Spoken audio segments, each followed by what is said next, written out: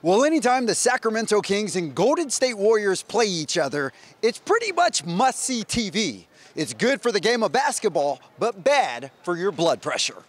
Chase Center is where it all went down. It was the 479th consecutive sellout at Chase. Noticeably missing from the game, Kings all-star guard De'Aaron Fox, who was out nursing that ankle sprain. Davion Mitchell getting the start for Fox, 13 points and 4 assists for Davion on the evening. We had a tight game at the half. Golden State took a 1-point lead into intermission. To the third quarter, Kings got off to a great start, leading by as many as 11 at one point.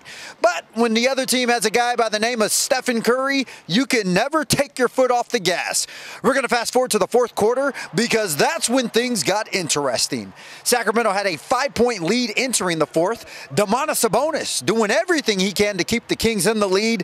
Domas had a game-high 23 points to go along with 11 rebounds and 7 assists on the night, becoming just the second player in franchise history to register at least 10 points, 10 rebounds, and 5 assists in the first 4 games of the season. Now to the wild finish. Under 40 seconds left in regulation, Warriors trailing by 1. Stephen Curry with a little razzle-dazzle. He goes behind the back and hits him with the floater to give the Warriors a 1-point lead. A team-high 21 points for Steph.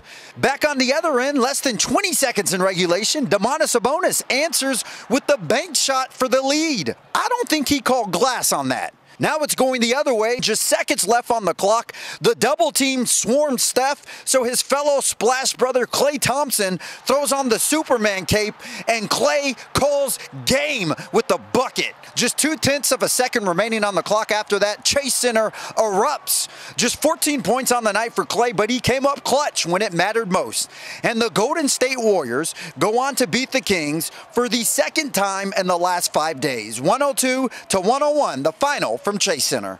Joining me now inside of Chase Center, ABC 10's Matt George. And Matt, I know there's no such thing as moral victories when it comes to the NBA, but when you hold Stephen Curry to 21 points, literally 5 days after he went off for 41 against you, I would say that's a pretty good thing for the Kings. Well, the Kings put themselves in a position to win on the road against the Golden State Warriors in a game where they were without their leading scorer, someone who's averaging 31 points. So in some ways, that's a lot to ask of this Kings team, and they delivered in that sense, so you can feel good about that. But also, this Kings team has to find a way to get over the hump against a team like the Golden State Warriors. If they truly want to be championship contenders, they have to get past teams like Golden State. So ultimately, this is something that they need to learn from, something they need to grow from. I know fans are tired of seeing the Warriors rip Kings fans and the Kings' hearts out time after time after time, but the Warriors also had to suffer some heartbreak too in their road to multiple championships, so it's all part of the process. Now, another common thing for this Kings team so far this early into the season is really blowing leads. Yep. They've been up on double-digit leads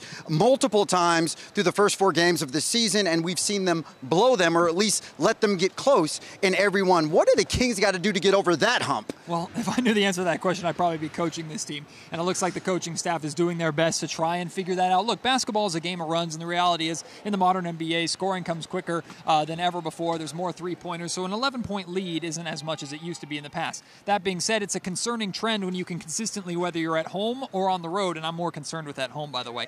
For the Kings to be able to build double-digit leads and for those to disappear, for the Kings to be put in positions where they have to either be heroic to win the game at the end or they just lose it like they have these last 2 games against the Golden State Warriors, it's something that they definitely need to clean up and figure out if they want to get to the point that they believe they can get to this season. Well, we all know Mike Brown is all about details, so that's something he will be holding them accountable for. In the meantime, the Kings fall tonight 102-101. Sacramento falls to 2-2 on the season. Up next for them, they are in Houston on Saturday night. Out at the Chase Center, I'm Kevin John. This is Matt George. We'll send it back to you.